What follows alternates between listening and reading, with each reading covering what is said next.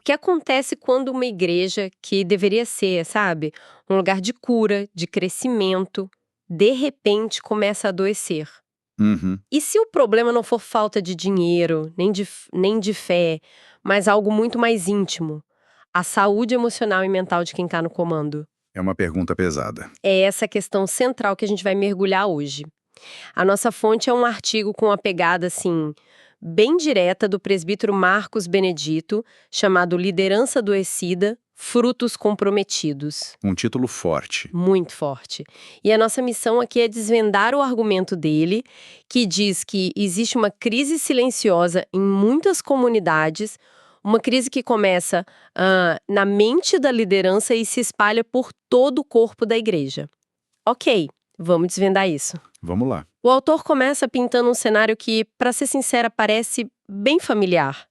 Uma igreja que por fora está funcionando. Aparentemente, né? Exato. O culto acontece, a música é boa, a liturgia está em ordem. Mas ele argumenta que isso pode ser só uma fachada. Uma fachada para uma paralisia muito mais profunda. É. E essa paralisia, para o autor, não é uma questão de opinião. É algo observável. Ele lista os sintomas de forma muito clara. Quais são? A igreja para de evangelizar, não visita mais os necessitados, não abre novos trabalhos, não investe em missões e, talvez o ponto mais crítico, ela para de formar novos líderes. Fica estagnada. Completamente. E ele não chama isso de uma fase ruim. Ele diagnostica como uma crise de governo espiritual. Mas uma igreja que não evangeliza tanto não poderia ser só uma igreja com um foco diferente? Talvez mais voltada para o cuidado interno? O que, segundo o autor, eleva isso de uma característica para uma crise. Essa é a questão-chave. Para o autor, a diferença está no alinhamento. Ele usa aquela imagem poderosa de Amós 3.3, sabe? Sei, a de andar junto. Isso. Aquela de que não dá para duas pessoas andarem juntas se não estiverem indo para o mesmo lugar. A crise acontece quando a liderança e a missão fundamental da igreja, que é expansiva por natureza, entram em desalinho. Entendi. A energia que deveria ir para fora, para o crescimento, é toda consumida internamente, só para manter a estrutura de pé. A máquina está ligada, mas o carro não sai do lugar. Faz sentido. Não é sobre estilo, é sobre propósito. Precisamente. E ele aprofunda isso com outra ideia muito conhecida de Provérbios, que diz que, sem visão, o povo se corrompe. Mas o ponto do autor é mais sutil e, segundo ele, mais perigoso. Como assim? Ele não fala só da falta de visão, mas de uma visão instável. Um líder que hoje quer ir para o norte, amanhã para o sul, depois para o leste. Ah, inconstância. Exatamente. E essa inconstância, segundo o texto, não só paralisa a comunidade, ela adoece a comunidade.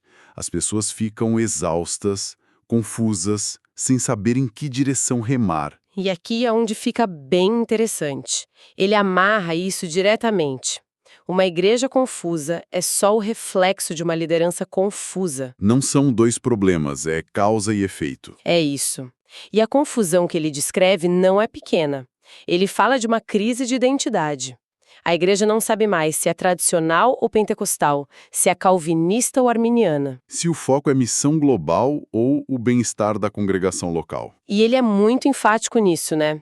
Ele diz, isso não é pluralidade de ideias. De jeito nenhum. Ele chama de, nas palavras dele, desorientação de governo. O que me leva a pensar, um debate teológico saudável sobre esses pontos não seria positivo? Onde que, para o autor, o debate vira desorientação. O fascinante aqui, sabe o que é? É a conexão que ele faz. A tese central dele é que a linha que é cruzada quando a liderança é emocionalmente instável. Ah, então a causa é emocional. Exato. Essa instabilidade emocional do líder transforma o que deveria ser um debate saudável em outra coisa. Ele descreve uma progressão, uma degradação da cultura. E como é essa progressão? Ele diz, olha só. O que deveria ser diversidade vira confusão, o que deveria ser debate vira guerra, o que deveria ser edificação vira disputa. Nossa, é uma inversão completa. O autor está basicamente dizendo que a instabilidade emocional do líder envenena a própria cultura intelectual e espiritual da igreja. Exatamente. porque um líder que não está bem emocionalmente não consegue sustentar a tensão de um debate saudável. Ele percebe discordância como ataque pessoal. A nuance vira ameaça. E aí tudo vira briga. Tudo. Em vez de buscar a verdade juntos, a comunidade se fragmenta em facções, e a doutrina vira uma arma para defender territórios. Ele contrasta isso com o ideal bíblico, citando 1 Coríntios, que diz que Deus não é Deus de confusão, mas de paz. Ou seja, essa confusão toda já é a prova de que algo está fundamentalmente quebrado ali. É o sintoma claro de que o padrão de Deus para aquela comunidade foi perdido. Ok, então a gente já viu os sintomas. A missão está paralisada, a doutrina é uma confusão. A pergunta que fica é, por quê? E a resposta que o autor dá, olha, me pegou de surpresa. Sim, ele não aponta para um problema de fé ou um pecado específico. Ele vai para outro lugar. Sim, ele vai para a saúde mental. E essa é a parte mais direta do artigo. Ele argumenta que a raiz do problema é o adoecimento emocional e mental da liderança. E ele não fala de forma genérica, né? Peraí, ele chega a citar diagnósticos clínicos? E um artigo sobre governo de igreja? Essa é uma ponte que eu não esperava que ele fosse cruzar de forma tão explícita. Cruzou, e sem rodeios. O texto menciona TDAH não tratado, desregulação emocional, impulsividade, insegurança crônica. Caramba! Ele está conectando diagnósticos que pertencem ao campo da psicologia e da psiquiatria diretamente a comportamentos disfuncionais de liderança na igreja. É uma abordagem que tira o problema do campo puramente espiritual e o coloca também no campo da saúde. E como ele conecta esses diagnósticos ao dia a dia da igreja? Quais são os efeitos práticos disso tudo? Ele descreve um padrão de comportamento muito claro. Líderes que, por causa dessa instabilidade, são incapazes de manter uma visão de longo prazo. Aquele pastor que todo ano tem um projeto novo de Deus, né? E abandona o anterior. Exatamente esse. Líderes que tomam decisões enormes baseados na emoção do momento, no impulso e não num discernimento pensado, orado. A comunidade fica refém dessa montanha-russa emocional. O texto também menciona um comportamento mais defensivo, certo? De líderes que começam a ver inimigos em todo lugar. Sim, e esse é um dos pontos mais graves. O líder começa a perceber colaboração como ameaça, perguntas como insubordinação. Insegurança pura. Pura. A insegurança dele é tão grande que qualquer pessoa competente ao seu lado virá um risco. E aí acontece o mais triste. Pessoas fiéis, obreiros dedicados, começam a ser afastados. E o motivo não é pecado, não é falha doutrinária. Não é um processo justo. É simplesmente porque aquela pessoa causa desconforto pessoal no líder. Ela o faz se sentir inseguro. Então o critério para servir na igreja deixa de ser o chamado ou a competência e passa a ser o conforto emocional do líder. Isso é uma distorção completa. Completa. E essa distorção que leva ao conceito mais pesado e chocante do artigo. Ele dá um nome para o resultado de tudo isso: abuso espiritual. É um termo muito forte. Como ele define ou ilustra isso para não parecer só um exagero? Ele não só define, ele faz a gente sentir o peso disso com uma série de perguntas. Perguntas que doem. Tipo, Ele diz: o que acontece quando um obreiro fiel é retirado do púlpito sem ter cometido pecado, sem acusação bíblica, sem processo justo? O que acontece quando líderes de ministérios são removidos por puro ciúme ou impulso? uau! E a última: o que acontece quando homens e mulheres de Deus são humilhados publicamente para que alguém se sinta no controle? Essas perguntas dão um rosto humano e concreto ao termo abuso. Elas tornam o conceito real. E para ancorar a gravidade disso, ele vai até o profeta Jeremias. Ai dos pastores que destroem e dispersam as ovelhas do meu pasto. Nossa! Ao usar essa citação, ele tira a discussão do nível de má gestão e a eleva para uma ofensa direta contra Deus. Não é um erro administrativo, é uma falha moral e espiritual grave. E o custo humano disso tudo? O artigo fala sobre isso. Sobre o que acontece com as pessoas que passam por essa situação. Fala, e é a parte mais sombria do texto. Ele descreve pessoas injustiçadas, emocionalmente arrasadas, com a fé abalada. Pessoas que amavam a igreja e que foram empurradas para fora por um sistema doente. Imagino a dor. E ele termina essa sessão com uma frase que é um soco no estômago. Muitos não deixaram apenas uma denominação, deixaram a fé. Que pesado. Ele transforma a estatística fria de quem sai da igreja em um clamor que sobe ao céu. É devastador. É um quadro realmente pesado. A frase "deixaram a fé" tem um peso enorme. Depois de um diagnóstico tão severo, para onde o autor aponta?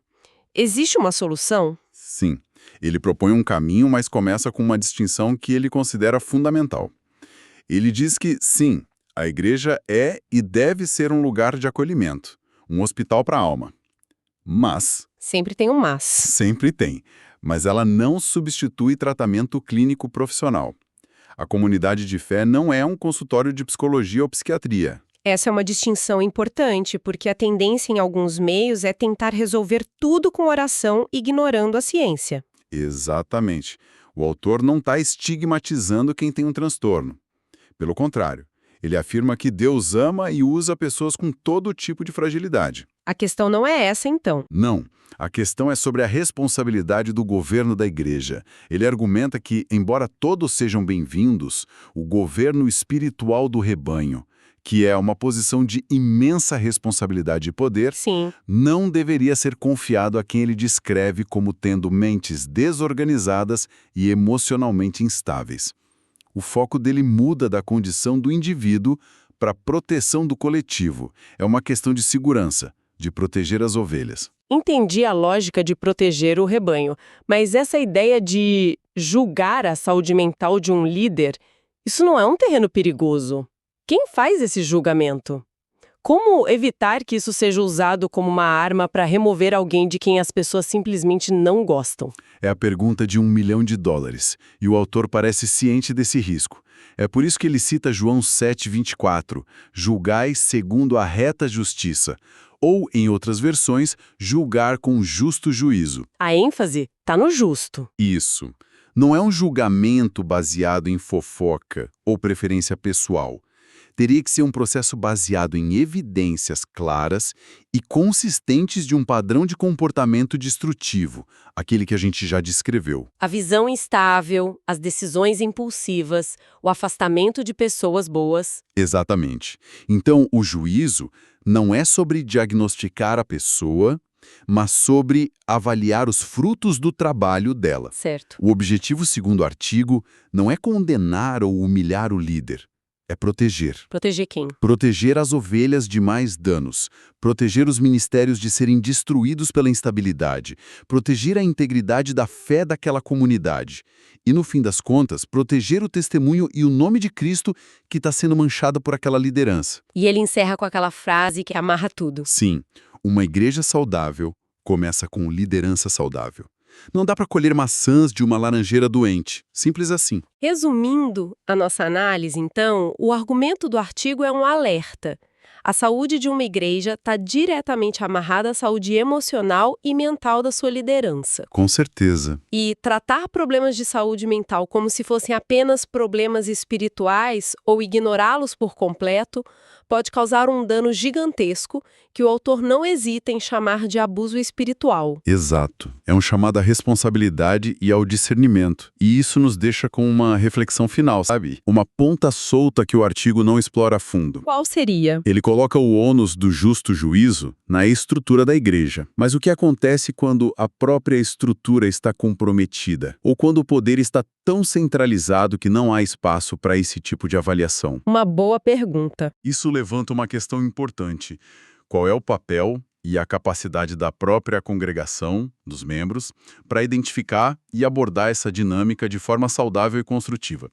Especialmente considerando que as estruturas de poder muitas vezes são desenhadas para silenciar esse tipo de questionamento vindo de baixo para cima. É verdade. O artigo nos dá o diagnóstico da doença, mas a questão de como aplicar o remédio em um sistema resistente, essa ainda fica em aberto.